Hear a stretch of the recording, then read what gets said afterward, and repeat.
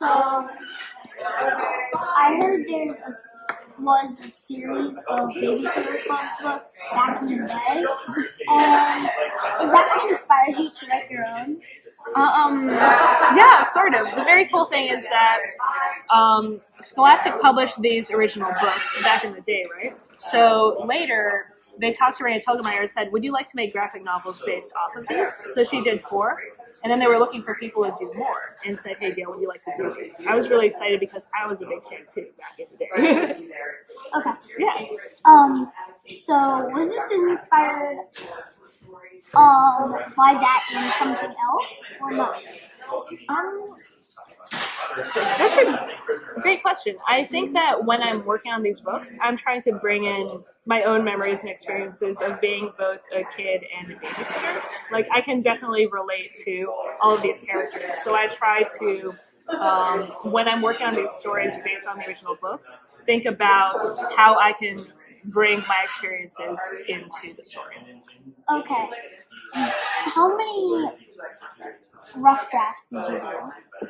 That's a great question. So how I work is I'll read the original book through, and then I will start like taking notes on the book itself. Like, what do I want to pull into the comic? What do I think would look really cool on paper? So once I've got all of that, I'll write out a script, and then based on that script, I'll do the rough draft. For me, it's little thumbnail sketches, very fast, just so I can figure out what the pages are going to look like. So my answer to that question would be, I do one script and one like drawn rough draft. I think they both kind of count, but I'm not sure how to count that. So can I just follow up real quickly? Yeah. So it's a 2-part process then. You do like the writing of the dialogue and stuff like that, and then you kind of draw the settings, and then you overlay one on top of the other. Basically, yeah. Just because for me, I know this is different for everybody, but it helps me to visualize an entire page if I have it written down first, so that I can look at my written script and kind of break it down to panels that way. Yeah. Okay, Bugs, next. So on a scale of 1 to 10, how many mistakes did you do? Oh no! Oh my goodness, 10, 10, 10. All 10s? Oh yeah, just like, it's definitely a learning and discovery process for me. And I think that's part of the fun, where you get to draw something, say, I could do better, and like, let's do it again, you know? What inspired you to write Dawn and the Impossible 3? Why did you choose like 3 kids, like a baby, a younger sister, or like a younger kid but older than the baby, and then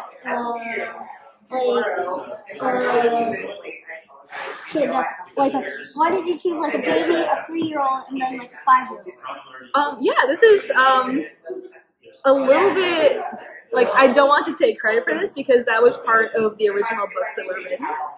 So I definitely didn't do the hard work there. Okay. So what changes do you think you made? Yeah, definitely. So one of the interesting things about working on these adaptations is that we wanted to make them feel like they could happen today without being too clear about exactly what year it would be. So for example, when these books came out, there were no cell phones. There were only the landline phones. Have you seen one of those? It's just like, it's a brick phone that's plugged into the wall, and you can't take it anywhere. It doesn't do anything. You just talk to people. I know, right? No, it was like, and like if somebody else is on the phone, like you can't talk on the phone. You have to wait for them to go. So that was the original books. So when I was trying to write them for today, like in the original book, Dawn and the Impossible 3, right? They couldn't get in touch with their mom because she wouldn't have a cell phone. It didn't exist. But now she could. So what I ended up doing was saying, okay, maybe she has a cell phone, but it's off. And then we just put it away. You know what I mean? Yeah. Yeah. So that's a really good change because adapts like 1990s cell phones Non-cell phones. or phones Yeah, to yeah. the now version of phones. Exactly, yeah.